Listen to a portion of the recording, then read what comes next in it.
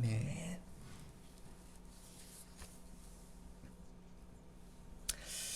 제가 예전에 학교에 다닐 때 고등학교 1학년부터 3학년까지 그 반에서 학급 서기를 했습니다. 그러니까 반장, 부반장은 못하고요. 계속 학급 서기를 했는데 그것도 웃겨요. 그냥 뭐 웃긴 이유로 서기가 됐는데 1학년 때 서기라니까 2학년 때는 자 1학년 때 서기였던 사람 손드니까 그래 너 서기. 3학년 때 2학년 때 서기였던 사람 손드니까 그래 너 서기 해서 3년 내내 반에서 서기를 했습니다. 그런데 반에서 서기를 하는데 재밌는 것이 선생님들이 심부름을 시켜요. 반장 시키는 일이 있고 부반장 시키는 일이 있고 서기가 시키는 일이 따로 있습니다. 서기는 뭐냐면은 교무실 일 갈 일 있으면 서기를 시켜요. 왜냐면은 저희가 출석부랑 학급 일지를 제가 써야 됐기 때문에 매일 교무실에 갔거든요. 그러니까 교무실을 잘 가니까 선생님이 매일 교무실을 갈 일 때마다 뭐 볼펜, 분필 갖고 와라, 뭐 갖고 와라 하면서 저를 그 교무실에 보냈습니다. 되게 정말 피곤하고 짜증이 많이 났는데 아직도 잊지 못하는 심부름이 하나 있습니다.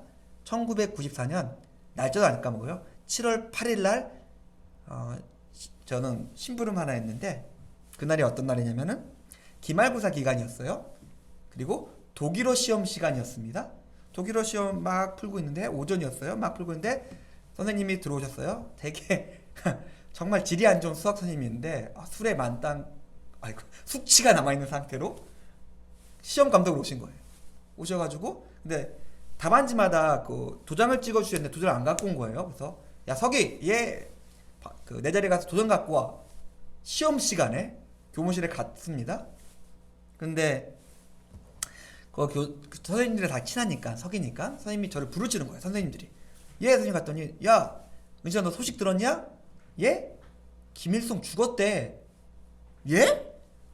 뭔 소리야? 하고 도장을 갖고 다시 반에 올라가서 선생님께 도장을 드리면서 선생님 김일성이 죽었대요. 정신 차리라고 선생님이 머리를 팍 쳤어요. 뭐지? 머리 한 몇 대 맞고 다시 와서 독일어 시험을 보려고 그러는데 아시겠지만 독일어는 굉장히 문법이 다양하잖아요. 기억이 안 나는 거예요. 김일성이 죽었대? 뭐지? 선생님도 난 맞기도 하고 시간이 한 15분 흘러갔거든요. 그동안. 우와 이거 생각이 안 난다 하면서 시험을 봤는데 그래도 제 성적표가 나쁘진 않았거든요. 그래서 수하고 우가 되게 많은 성적표였는데 제 고등학교 3학년 성적표 가운데 유일하게 수, 우, 미, 양이 하나 있습니다. 그게 3학년 1학기 독일어 시험이었어요. 양이 그 시험표에 딱 박혀 있어가지고 제가 그 시간을 잊지 못합니다. 그런데 고등학교 때만 그런 게 아니었어요. 군대에 갔는데 군대 가서 제가 그 중대 행정병을 했습니다. 그러니까 심부름하는 자리예요. 대학원을 갔습니다. 대학 갔는데 또 조교를 시켜요. 또 교수님들 심부름하는 자리예요. 그러니까 제가 심부름 시키기 좋은 캐릭터인지 몰라도 그렇게 심부름하는 자리마다 제가 배치가 돼가지고 제 상관들, 선생님들, 교수님들 심부름을 했어야 했습니다. 제 경험으로 고등학교 한 반에 50몇 명 있었으니까 50몇 명에게 심부름을 시킬 수 있었는데 선생님이 부른 사람은 반장, 부반장, 서기였어요. 그리고 중대가 100 몇십 명이었으니까 중대 100 몇십 명 중에서 중대장에 심부름 시키는 사람은 언제나 김은신이었어요. 은신아, 김은신이었어요. 당연히 대학원도 마찬가지였고요. 모든 사람에게 일을 시킬 수 있었지만 일을 시키는 사람은 정해져 있었습니다. 그런데 하나님의 나라에서도 그렇습니다. 하나님은 지금 70억 인구인가요? 70억 인류 누구에게나 나타나셔서 하나님의 일을 시킬 수 있습니다. 그런데 하나님께서 모든 사람에게 무작위로 나타나서 하나님의 일을 말씀하시고 하나님의 일을 부탁하시지는 않으십니다. 분명히 결과적으로 보면은 많은 사람들 중에서 부르시고 세우시고 일을 맡기시는 사람들이 있습니다. 그리고 그들은 명확한 한 가지의 특징을 공유하고 있습니다. 저 같은 경우는 만만하고 사고치지 않을 것 같아서 선생님들이 심부름 시키셨다면 하나님께서 일을 부탁하신 사람들에게 나타나는 분명한 특징 한 가지는 뭘까요? 의로움이었어요. 하나님은 깨끗하고 의로운 자들을 부르십니다. 우리가 물론 죄인이긴 하죠. 하지만 그 죄인으로 살아가지만 다르게 살아가려고 노력하는 자들을 하나님께서 찾으시고 부르십니다. 오늘부터 원래 한 달 동안 주님께서 오심을 생각하면서 준비하는 대강절, 대림절 기간입니다. 아마 성탄절까지 아마 우리가 예수님께서 이 세상에 오신 이유에 대해서 함께 생각하면서 준비하고자 하는데 그 준비를 어떻게 해야 될까? 하나님이 오셔서 말씀하시는 자들의 모습을 생각해 보면서 우리가 주의 오심을 함께 준비하고 생각할 수 있는 시간이 되었으면 좋겠습니다. 제가 앞에서 말씀드렸던 것처럼 하나님의 은혜, 구원은 오직 예수님을 통해서 이루어집니다. 예수님께 오셨고 예수님께서 부르셨고 예수님께서 인도하셨고 예수님께서 구원하셨습니다. 그리고 은혜라고 설명할 수밖에 없는 하나님의 사랑과 구원이 우리에게 쏟아져 내려옵니다. 그런데 그 과정 속에서 그 모든 것들을 하나님이 하십니까? 예, 하나님께서 하시지요. 그런데 성경에 예수님께서 비유로 말씀하실 때 나오는 것처럼 결혼식이 있고 신랑이 오는데 먼저 와서 준비하고 외치는 자들이 있습니다. 자, 준비해라. 신랑이 오고 있다 라고 외치는 자들이 있습니다. 오늘 성경에 나오는 것처럼 먼저 와서 길을 예비하고 길을 준비하고 길을 평탄케 하는 사람이 있습니다. 신랑은 아니지만 꼭 결혼식에 필요한 사람, 결혼식을 준비한 사람들이 있습니다. 주의 나라와 구원의 역사도 마찬가지입니다. 모든 것을 하나님께서 하시지만은 그 하나님 나라를 준비하라고 먼저 부름을 받고 먼저 말씀을 듣고 먼저 움직이며 먼저 외치는 사람들이 있습니다. 본문에 사가랴와 엘리사벳이 그랬어요. 아직 주님이 오시지 않았어요. 근데 그들은 먼저 말씀을 듣고 부름을 받습니다. 당연히 제가 앞에서 말씀드렸던 것처럼 이 사람들에 대한 특징을 얘기해 줄 때 6절에 보니까 하나님 앞에서 의인이요 모든 규례와 계명과 규례대로 흠이 없이 행하는 사람이라고 알려주고 있습니다. 우리는 분명히 은혜의 시대를 살아가고 있습니다. 우리가 뭘 할 필요는 없어요. 우리가 구원받기 위해서 하나님의 은혜에 합당하기 위해서 뭔가를 노력할 필요가 없습니다. 그저 십자가의 대속의 공로로 모든 것이 우리에게 그냥 주어져요. 하나님께서 그냥 은혜 주시고 하나님께서 우리를 그냥 사랑해 주시고 하나님께서 우리를 그냥 구원해 주십니다. 너무나 놀랍고 감사하지요. 그래서 우리가 그것에 대해 감사하긴 하는데 그것 때문에 우리 신앙이 조금 왜곡될 수는 있습니다. 굉장히 열심히 하는 것이 있고 그렇지 않은 것이 있습니다. 굉장히 열심히 하는 것은 뭘까요? 우리는 회개를 굉장히 열심히 합니다. 주님 용서해 주세요. 또 죄 지었네요. 은혜에 합당한 사람인데 또 죄 지었습니다. 우리가 회개는 굉장히 열심히 하고 있습니다. 그런데 그것을 넘어서 우리의 삶과 우리의 삶의 공간과 우리의 행동에는 그만큼 열심을 내고 있을까? 우리가 죄를 회개하는 것만큼 우리가 내 삶을 열심히 살아가야지, 내가 회개했으니까 더 열심히, 더 온전하게, 더 구원에 합당하게 살아가야지 노력하는 것은 조금 차이가 있는 것 같습니다. 그렇기 때문에 어떤 사람은 회개, 하나님을 만나고 하나님을 예배하고 하나님과 함께하는 예배나 경건 신앙에는 굉장히 열심히 해서 굉장히 잘하고 있지만은 그것을 벗어난 시간은 신앙과 다른 시간으로 여기면서 뭔가 격차가 벌어집니다. 그런데 어떤 사람은 비슷하게 기도와 예배와 경건을 통해서 신앙이 시작되지만 거기서 뜨거워진 마음으로 그들의 삶이 굉장히 빠르게 하나님의 것으로 확장되는 사람이 있습니다. 두 가지예요. 내 신앙은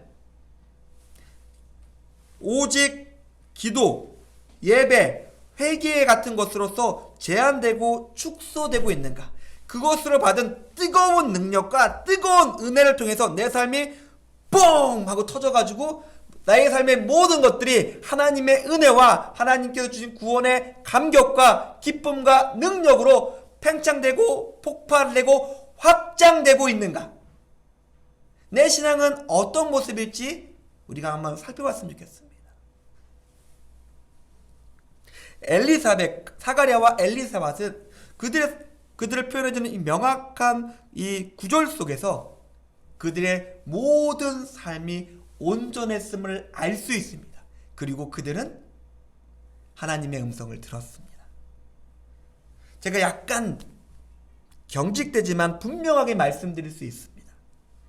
의롭기 위해서 노력하지 않는 기독교인은 없습니다. 의롭진 않을 수 있어요. 결과적으로 봤는데 맨날 실패해요. 맨날 궁상 맞아요. 처절해요. 비참해요. 그런 모습일 수는 있어요.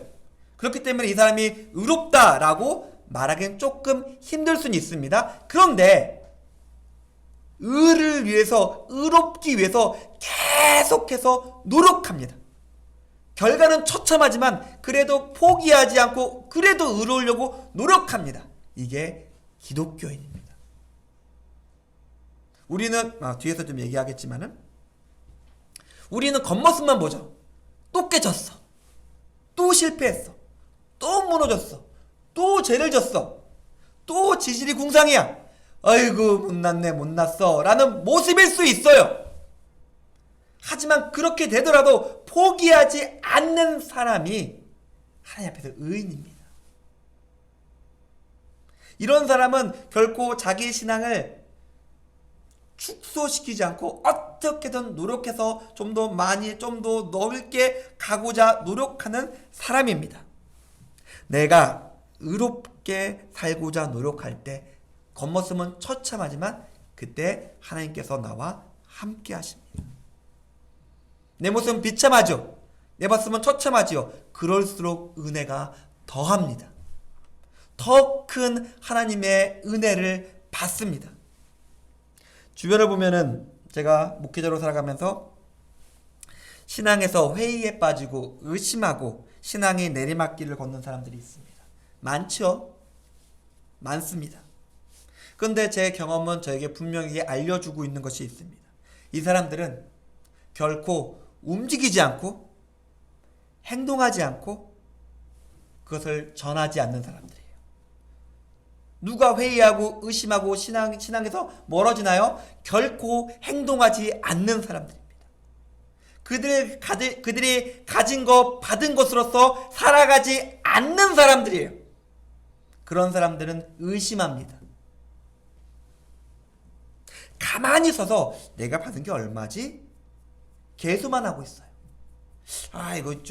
이게 안 맞네. 굳이 이거 해야 돼? 계속 발을 빼요. 굳이 여기까지 내가 해야 돼? 교회에 이런 일들이 있는데 그거는 다른 사람들이 알아서 하겠지. 계속해서 자기 받은 것만 가만히 있어서 개수하고 있는 사람들이에요. 움직이지 않아요. 행동하지 않아요. 어떻게 할까요? 계속 자기가 받은 은혜를 스스로 갉아먹고 있는 사람들입니다. 숫돌, 연마석이 있어요.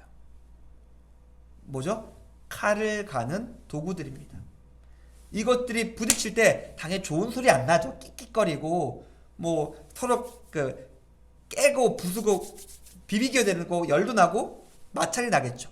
하지만 이런 숫돌과 연마석을 통해서 갈릴 때 칼이 날카로워지는 것처럼 우리가 받은 은혜와 우리가 받은 말씀과 우리가 하나님께 받은 구원과 사랑이 세상과 부딪힐 때 그것이 좋을 수도 없죠.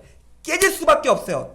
우리가 실패할 수도 있습니다. 하지만 그렇게 부딪히고 깨어질 때 은혜는 더욱더 날카로워집니다. 하나님의 말씀은 더욱더 예리한 검으로서 우리와 함께 하십니다. 그런데 의로운데 제가 말씀드렸던 것처럼 완벽하지 않았습니다. 사가랴와 엘리사벳이요. 왜요? 반대로 그들이 느끼기에 그들은 부끄러운 사람이었고 그들은 수치스러운 사람이었어요. 왜요? 아이가 없어요. 아이가 없기 때문에 그들은 주의 길을 예비하는 초석으로 정말 기반이 되는 가정으로 부르실 만한 의로운 사람들이었는데 그들은 완벽하지 않았습니다. 오히려 수치와 부끄러움이 그들 마음에 가득했습니다. 아이가 없다는 상처는 매우 오랜 시간 동안 그들을 힘들게 했으며 아니 평생 그들을 괴롭혔습니다. 꽤 오랜 시간 동안. 우리는 하나님을 믿고 그분의 은혜를 받고 신앙을 가지고 사명 가지고 살아가고 있습니다. 하지만 우리는 동시에 죄인이고 육체적, 영적으로, 심리적으로 매우 불안합니다. 돈과 물질이 지배하는 세상에서 살아가고 있으며 거기서 우리는 실패합니다. 악한 영은 계속해서 우리를 공격해서 우리를 넘어뜨리고 실패자로 만들기 위해서 정말 쉬지 않고 노력하고 있습니다. 어떻게 해야 될까요? 우리는 사가랴와 엘리사벳 같아요. 아이고 뭐 내가 그렇지. 아유, 자식도 없는 내 팔자 라고 하면서 살아갈 수밖에 없습니다. 사가랴와 엘리사벳이 뭐 여기서 나오는 본문 가지고 전부를 파악할 수는 없겠지만은 그들은 자기를 어떻게 정의 내리고 있었을까요? 명망 있는 종교가 하나님 앞에 신실한 제사장 그런 가족 그들을 관통하는 단어는 불임 부부였어요. 자식이 없는 집안이었어요. 그들은 그것을 가지고 자기를 바라보고 있었고 자기를 판단하고 있었습니다. 그들은 가지지 못했고 부족했던 것으로 아쉽고 어렵고 자기를 힘들게 하는 것으로 스스로 자신들을 정의 내리고 있었습니다. 우리도 똑같습니다.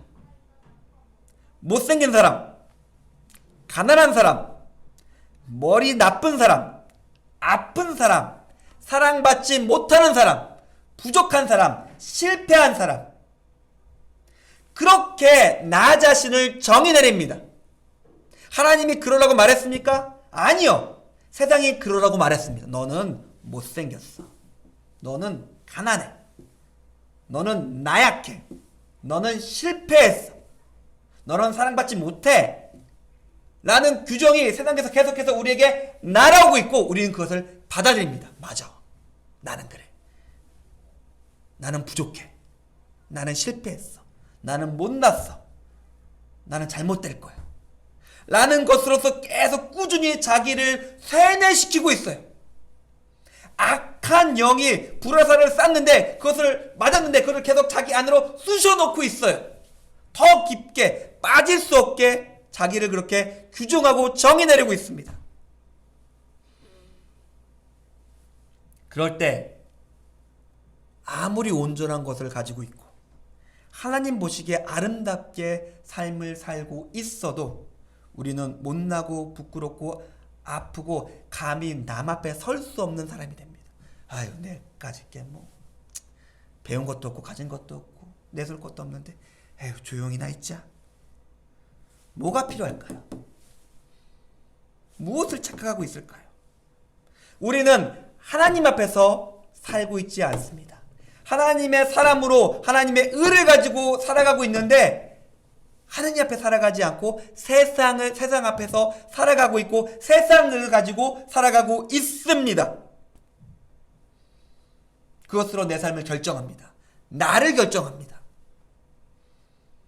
우리가 바라보고 생각해야 될 것이 유일한 것이 있다면 그것은 하나님의 은혜입니다. 받은 복을 세어보아라. 네가 받은 것이 하나님께서 행하는 것이 얼마나 놀라운지 기억해봐라. 부족하다고, 깨졌다고, 실패하고, 낭망했다고, 돈이 없다고?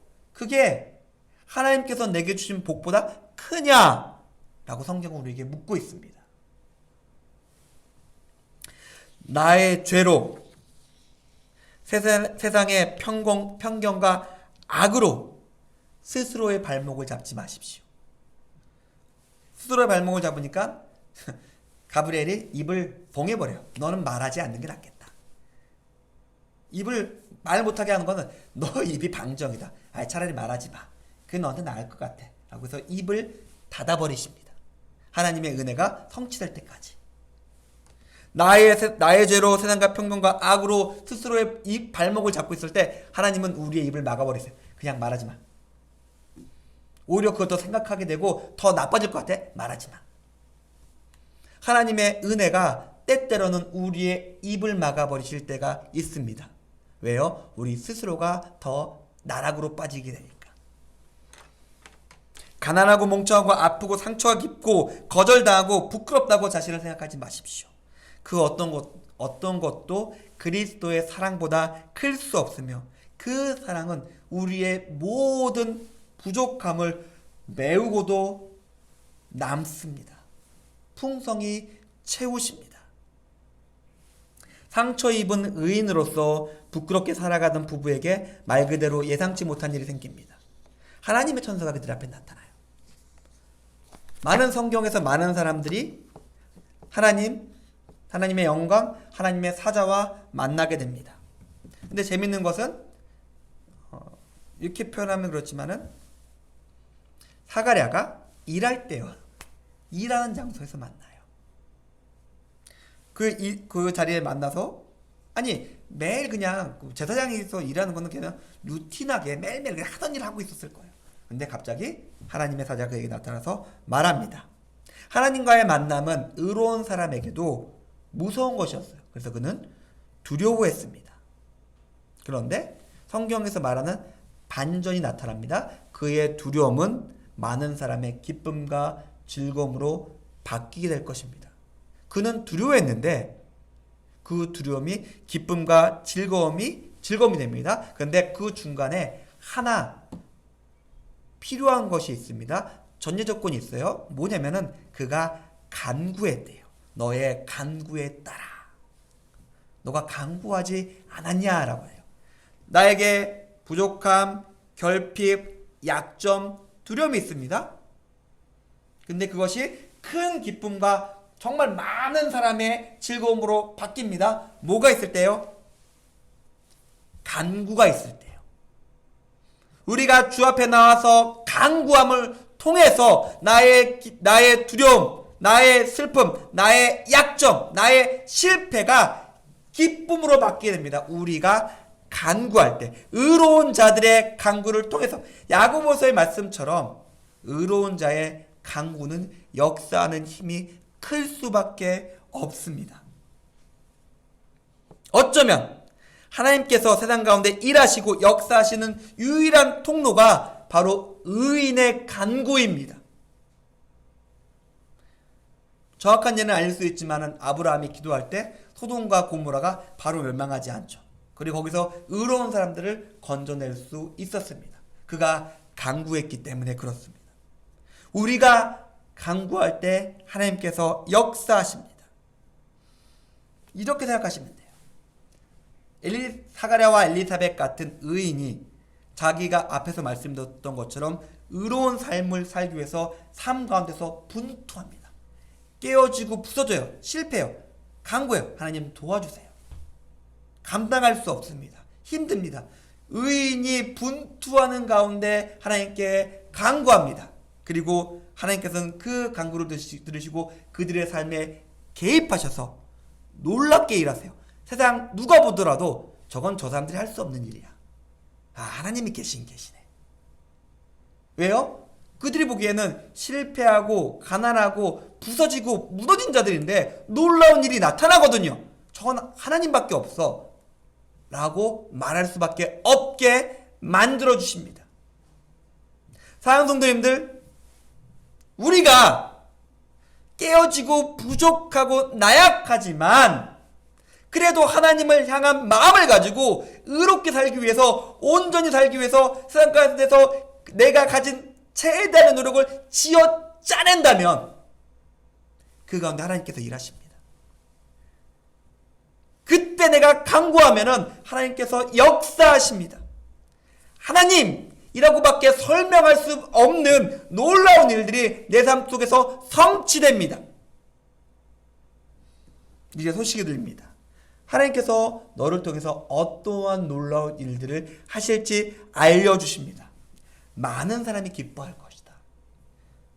아니, 나도 우울한데 맨날 삶이 슬프고 짜증나고 피곤한데 나만 좀 기쁘게 해주시, 나라도 좀 기뻤으면 좋겠는데, 근데 내가 간구하니 하나님께서 많은 사람을 기쁘게 하실 것이라고 얘기하고 있습니다.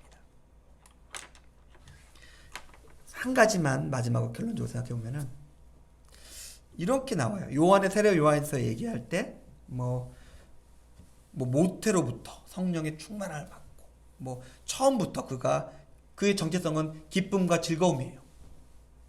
세상 사람들 기쁨과 즐거움이고, 그는 모태부터 성령 충만한 사람이라라고 말하고 있습니다.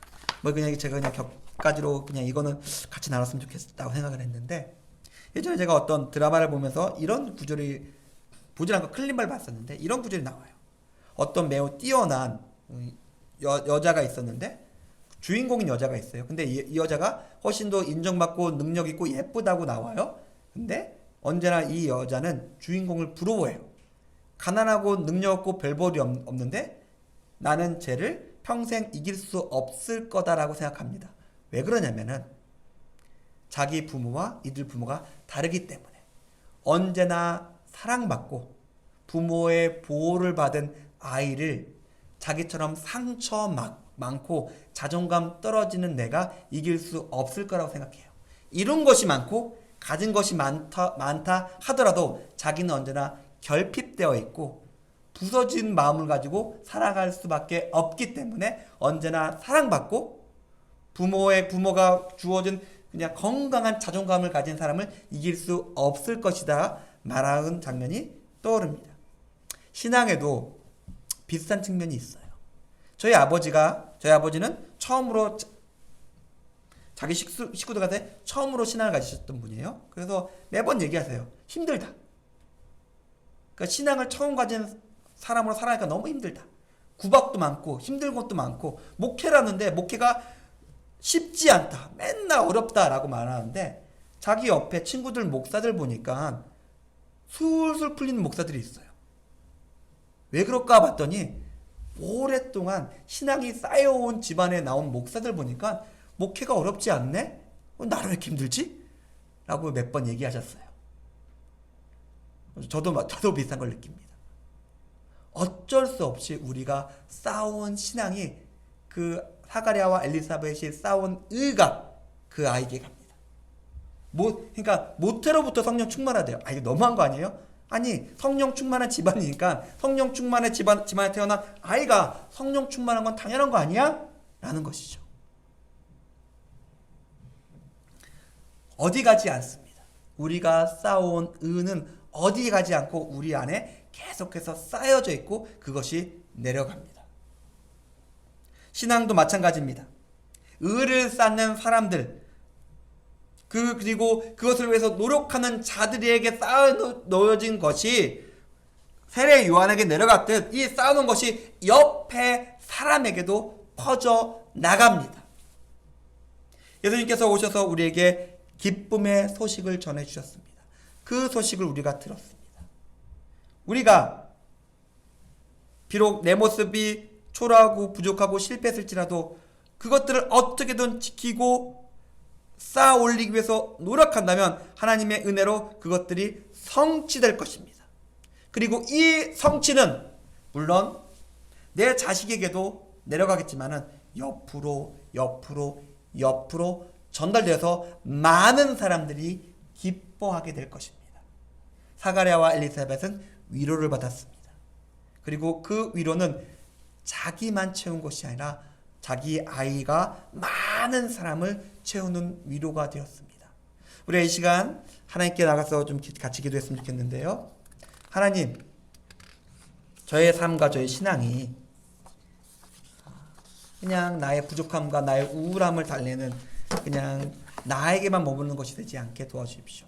내가 의로운 자로서 그를 위해서 분투하는 자로서 세상 가운데 살아갈 수 있게 하여 주시고, 나의 의로운 삶을 통해서 역사해 주시고, 그 역사를 통해서 나의 아이들이 내 옆에 있는 많은 사람들이 주의 위로를 받게 되는 그런 놀라운 역사 있게 함께 달라고, 그리고 그렇게 함께 기도하면서 하나님께 나가도록 하겠습니다. 기도하겠습니다.